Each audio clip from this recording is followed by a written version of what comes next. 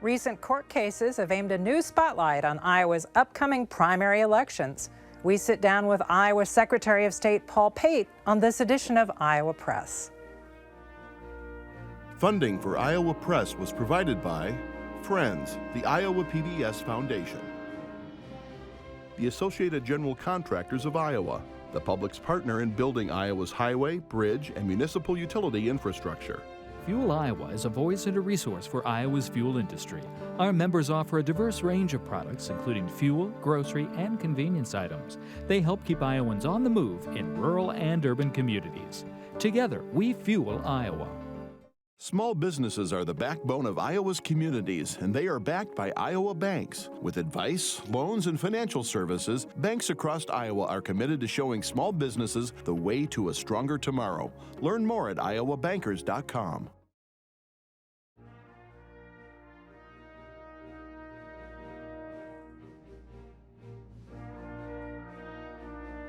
For decades, Iowa Press has brought you political leaders and newsmakers from across Iowa and beyond, celebrating 50 years of broadcast excellence on statewide Iowa PBS. This is the Friday, April 22nd edition of Iowa Press. Here is Kay Henderson. Our guest today is Iowa's Secretary of State, who is also known as the Commissioner of Statewide Elections. Paul Pate served as Secretary of State one term in the 1990s. Then he returned to office in this century and is seeking on this year's general election ballot to serve a third consecutive term. Welcome back to Iowa Press, Paul Pate. It's a pleasure. Joining the conversation are Brianne Pfannenstiel of the Des Moines Register and James Q. Lynch of the Gazette in Cedar Rapids.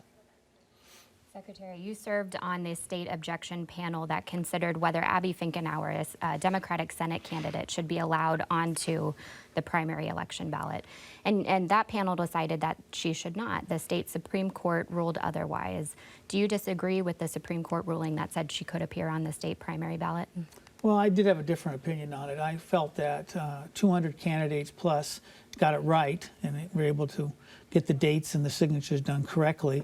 And from where I was sitting as a commissioner, I felt the code did say not maybe, it said shall. But I do respect the fact that the Supreme Court took a different interpretation. My homework now is to work with the legislature to make sure we spell it out so it's much clearer in the future. Do you think it's appropriate that a panel of partisan elected officials should be the ones making that initial decision? Well, I think we have to take responsibilities. We take an oath of office, and we don't take an oath as a Republican or Democrat. And I think as long as we can keep that in mind, I don't see a problem with it. You mentioned the legislature that they need to fix this. So what's your recommendation to the legislature? How should it be fixed? Do they need the dates? Do they skip the dates? Right. What? Well, consistency is the first thing. If we're going to put a date on the petitions, then it should be required. I think there's a good case to be made that the dates are important when you're trying to interpret when they were signed to verify if those people were actually legitimate voters at the time or eligible. So I think there's a reason for that. So I suspect they'll go back in and we'll look at the language to be parallel to some of the other things that we specified will be required and spell it out. For the benefit of viewers who may be just tuning into this Abby Finkenauer kerfuffle, there's a line on petition signatures, the nominating petition signatures, that has the person's name and then an address, and then at the end there is a spot where you're supposed to put the date on which it was signed, correct? Correct. I don't know how important that date is, but you're looking for consistency is what you're saying. Quite often with voting, when people look at ballots, they say, what was the intent of the voter? Did they mean to fill in that circle? Is that check mark? Should we count that? The intent here seems pretty clear. They signed the petition. Whether the date was there or not, is that significant? Well, I think it is, because I'm back to what I said a moment ago. If the other 200 plus candidates did it right, Someone running for a significant office like United States Senator should be able to do the same. The bigger question comes back to is why, as a candidate, did you not have a buffer, meaning have some extra signatures? For my case, we had over 7,200 signatures and well over the minimum number of counties, meeting the requirements there, because I wanted to make sure I didn't have this kind of issue that Abby ran into, and the other statewide were able to do the same. And so, just for the benefit of viewers, a statewide candidate, such as a candidate running for the U.S. Senate, had to have 100 signatures in each of 19 different counties, correct? They had to have the 100 signatures, is correct. And when you're turning in exactly 100 signatures, you're leaving yourself vulnerable to interpretations like this or others. One of the questions that came up is who should have standing to challenge? Should Republicans be able to challenge a Democratic candidate's petitions and vice versa, or should it have to be somebody from that party raising the challenge? Well, for me, it made sense that if you're a registered Iowa voter, you should be able to challenge, because at least individuals who are running, yes, it may be the primary, but they will be the candidate come this fall, and you can't challenge then. So if there's a question about their legitimacy of their candidacy, the appropriate time would be at this juncture. So I feel those people were in good standing, and I wouldn't want to see that changed. But you would limit it to Iowa voters? Correct. There was recently a court ruling regarding the Libertarian Party and how candidates from the Libertarian Party may appear on the Iowa ballot. How is your office going to handle that going forward? Well, we're going to have to do our homework and figure out how we can realign the dates to make it work. That's my staff is looking at that right now. And I will say our hope is that we can get back to some consistency on all these dates. I think it gets a little confusing. It's much easier if the filing deadlines are the same for everybody going through the process. So I hope that the legislature will look at that next year as well. Are those candidates out of luck for this election cycle? No. They'll have the window now to be able to still, we'll put those dates out there frankly as close as they were before, if we can do that. We have to deal with deadlines like getting the ballots printed out, so we can't be leaving a window open where people still can be on a ballot past the deadlines. And we're talking about general election ballots. Correct. We're not talking about primaries, because the Libertarian Party is not having a quote-unquote primary. That's right, it's for the fall elections. Well, you're also a candidate on the ballot this year. You're seeking a fourth term overall, third consecutive. So what do you still hope to accomplish in this role? Well, it's constantly evolving. When I came into this position, we were talking cybersecurity, trying to deal with bad actors from Russia or other places, and I think we've done a good job of putting those kind of protections in place. But now we're into a whole new era of misinformation and disinformation, and trying to make sure that the public has full confidence in the integrity that their vote did get counted. And so that's really the focus I'm putting more time into, and it means public education 24/7 all the time. You sort of touched on this, and I want to follow up. Secretary of State once was sort of a quiet, obscure office. Right. Reporters came to you before the election and said, how many people are going to vote? Sure. And you gave us your best guess.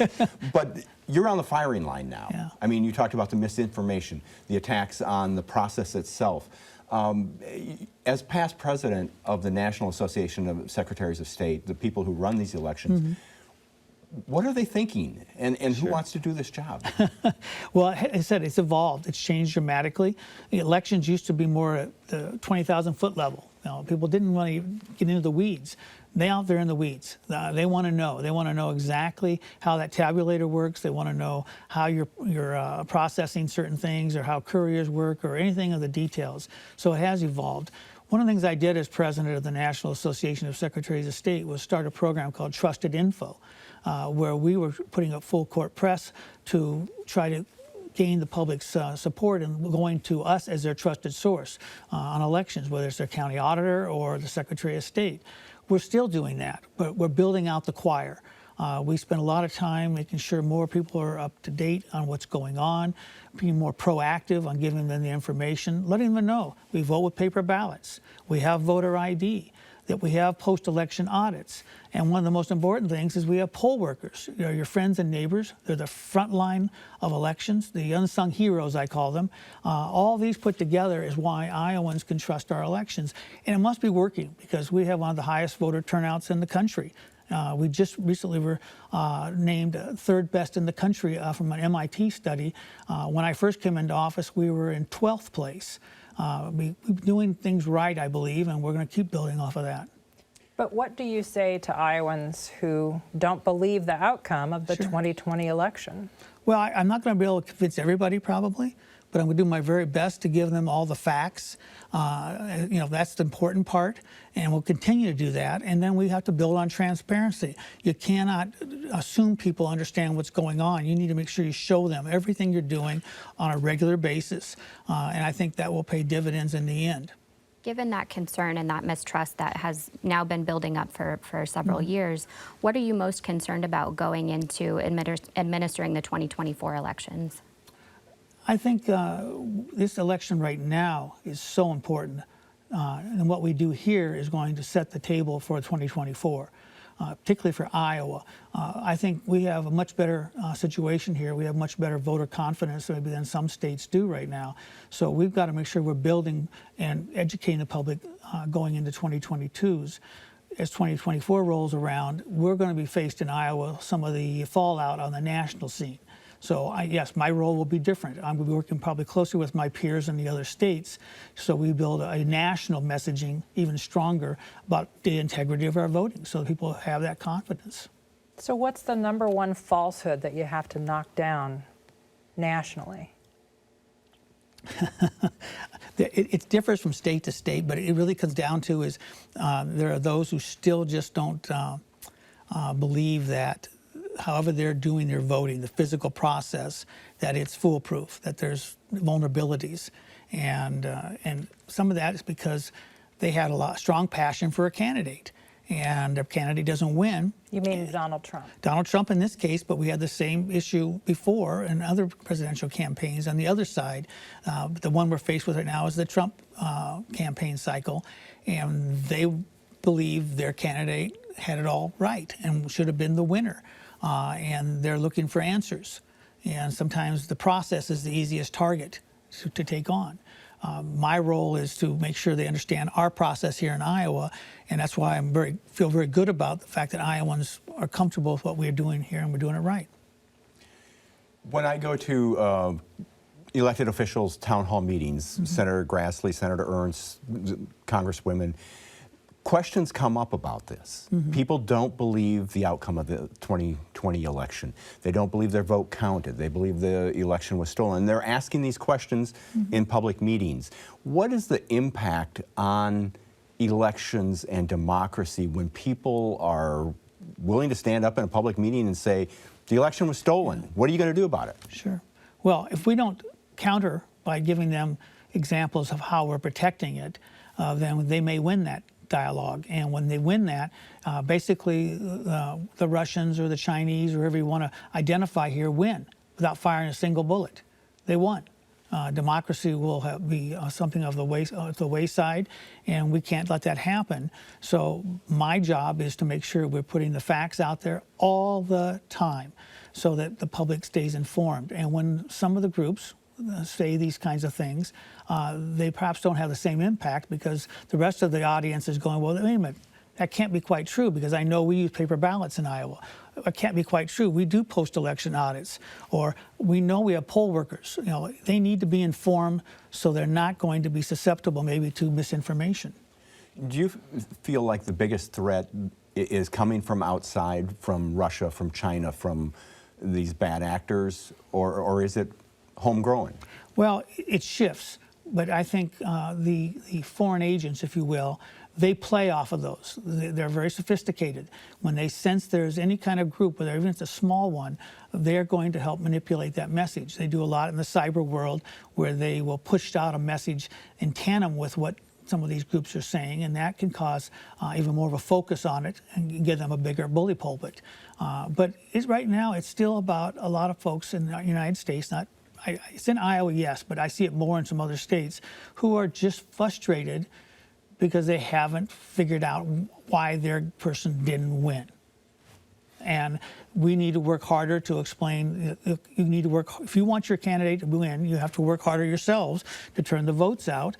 And but the process has to stay on the top of our minds. In my job, I'm the referee. I don't get to wear a team jersey. And one of the things I really want to see us do in Iowa, and I hope other states will do, is don't change the rules midstream. We've got to stay out of court. And we cannot let things shift during the process, because that's when the public starts questioning what's going on. Iowa is set to become ground zero for a different type of election soon. We're starting to see Republicans come in ahead of the 2024 Republican caucuses. Meanwhile, we're seeing national Democrats taking steps to reorder the presidential nominating process, possibly moving Iowa back further into the line or creating rules around caucuses. Is there any world in which Iowa could shift from a presidential caucus into a presidential primary state? Well, I'm sure they're looking at that closely. The caucuses are a party building event. I don't have a formal role in it, but as an Iowan myself and as a Republican, I have a vested interest. I think Iowa's done a good job of being first in the nation when it comes to caucuses. I'm preaching to the choir here, but we're kind of doing the job interview here in Iowa, and we can do it in such a fashion that the whole nation can watch it, and it avails all candidates an equal opportunity. You don't have to be the one who's got all the connections or the one who's got the most money. They can come here on a more level playing field and be competitive in that sense. And I think we've done a good job on that front. So I hope we can continue in some capacity in that area. The Republicans have signed on for another cycle. The Democrats have changed their process, so we'll have to see how it unfolds. Would you, given all of this conversation about trust in elections and trust in the process, I know the caucus is somewhat different, but would you support moving to a simpler process so that there is more trust, there is a deeper understanding of how this moves forward in a primary process compared to a caucus? Well, I think that the Republican and Democrat Party have an ongoing challenge of how they're going to present their process, if you will. And I've worked with the caucuses as someone who's run a caucus. I participate in caucuses. I feel that it's pretty hands-on, specifically on the Republican side, because it's all transparent. You're seeing it all. And I don't think the Democrats differed greatly on that at the actual physical location site. The unfortunate scenario has been more tabulating, is how they get the information from their caucus site to some central location. And I think those bugs could be worked out for them. I don't know. Primaries serve a whole different capacity. It's a whole different game. And that's something the parties will have to look at. Just to put a finer point on it, Republicans essentially take a straw poll. That's right. And the winner is the person who got the most straw poll votes. Yep. Should Democrats do that instead of all this math and hoopla? Well, as I said, I don't get to run their caucus, but it would make things a little easier, certainly. Is there a possibility that we could have a Republican caucus and a Democratic presidential primary? Anything is possible on that front. I'm hopeful that we won't go that route, because administratively it could be very interesting, because you can see some twists and turns on that kind of approach. Sure. I want to ask you about the future of voting, and you talked earlier about cybersecurity concerns, but there's a lot of talk about internet voting, all mail voting, ranked choice voting. Do you see these things happening? Is this an evolution in voting, that these changes are inevitable? Well, we always have discussions about how we want to improve or change some of our voting processes. If you'd asked me this question 20 years ago, I would have thought we would be voting on the internet, or at least on our telephones in some capacity. But times have changed, and meaning that we've been a little more conservative now because of the fraud issues that people are concerned about. But the one thing about voting is it's kind of like a restaurant with a menu. What happens is your customers come in and they like certain food items, and they're always welcome to some new ones, but they don't want you to take the old ones off the menu. And that's how voting works. There's those, I want to be able to vote in person on election day. That's going to be around. And then there are those who want some of the other approaches. And the question comes back in is how many of those things can we put on a menu and be successful? Because I want to make sure everyone is confident in the integrity of the process. And we have to also just deal with the managing of it. So I think we've got a pretty good balance in Iowa right now. Again, if we're one of the best states in the country, when it comes to voting, and we have over 92% of our eligible voters registered. But we do see a shift. The folks voting absentee, that's moving up dramatically. It's probably well over 65% now. But we still have those who like, voting in the mail, or they like doing curbside voting, or they want to go to the courthouse. So that is still our menu. Some nations have a voting holiday where they hold an election and it's a holiday like any other nationally recognized holiday. Some nations require citizens to vote, and they face a penalty, a fine, if they don't vote. Should we use measures like that to encourage participation? Well, those are interesting topics that we quite often have around a table. And I would just go back, as I said a moment ago, when you're looking at a state that already has very significant voter turnout and voter participation, I'm not sure how we would want to go into those areas when other states who have tried that aren't doing as well as we are. And I think that's a factor we want to put into the equation. And we do try to make things available to them. We require employers to give people time off to vote if their work period is restricting them in some capacity on their voting day. And I think with all the things we have, we're still, again, we're one of the leading states in the country. So I'm going to kind of run with the winner. Let's circle back to the beginning in our conversation about some of the legal changes you think the legislature should make regarding petition signatures. Do you expect the legislature and hope that the legislature will make those changes before they adjourn in 2022? No, I don't expect that. Why not? You just said things should be set because we don't want to be sort of messing with the apple cart in 2024. Well, because the nomination papers are over with now, so it's not as pressing of an issue. But we've already started the discussions. My staff has been working on it, and I heard the chairman of the State Government Committee in the House say he was going to do something as well. So it's something we will be pursuing over the summer and making sure we're ready for the next cycle. Well, let's talk about getting ready for June 7th. That's the date of the primary, and we may ask you a few questions about the details. But first of all, the ballots are printed, correct? They're being printed. They're being printed. So if I live overseas, how do I get a ballot? That's FUELIowa's, and they can go right to the auditor's website or ours, and we have links there that will set them up and they can get their request in. So if I want to vote absentee, what's that process like? What are my deadlines? The deadlines, you can actually start requesting those absentees right now, and then to be successful, you need the cutoff date is May 23rd, because the mail is not overnight delivery, folks. So we want to make sure you understand that's how the time frame for that goes. And then they'll be sending them out the 18th. May 18th is when the ballots will get mailed out to everybody. And that absentee ballot has to be in the county auditor's office? The absentee ballot physically needs to be in the auditor's office on election day. And then, June 7th. And are there time changes in terms of election day voting, primary day voting? 7 a.m. to 8 p.m. And that's an hour earlier then? That's an hour earlier. That was changed the last cycle. Okay. Yeah.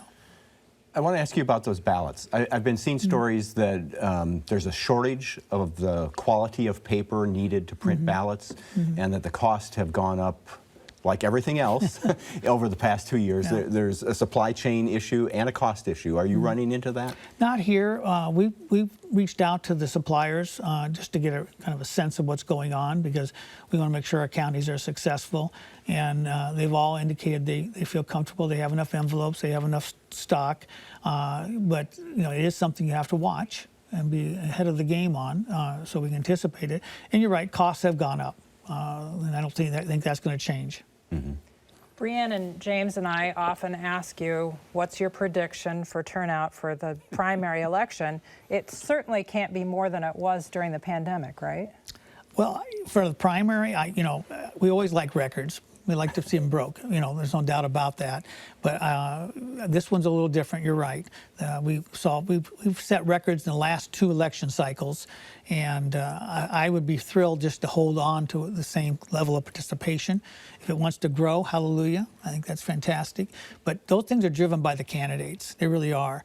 And if they feel there's some competitiveness and fire in the belly, then they're going to go out and vote.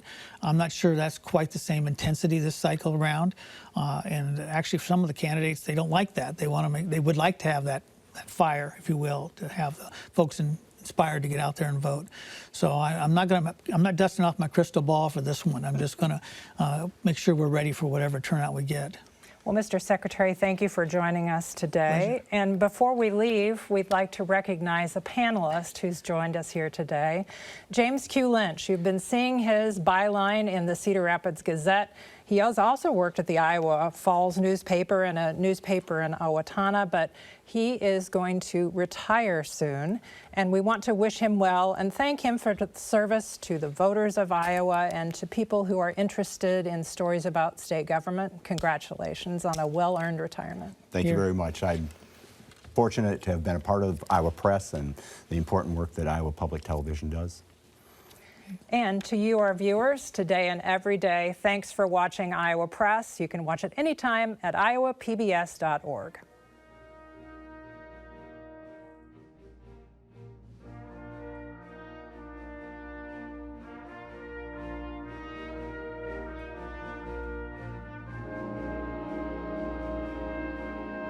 Funding for Iowa Press was provided by Friends, the Iowa PBS Foundation, the Associated General Contractors of Iowa, the public's partner in building Iowa's highway, bridge, and municipal utility infrastructure.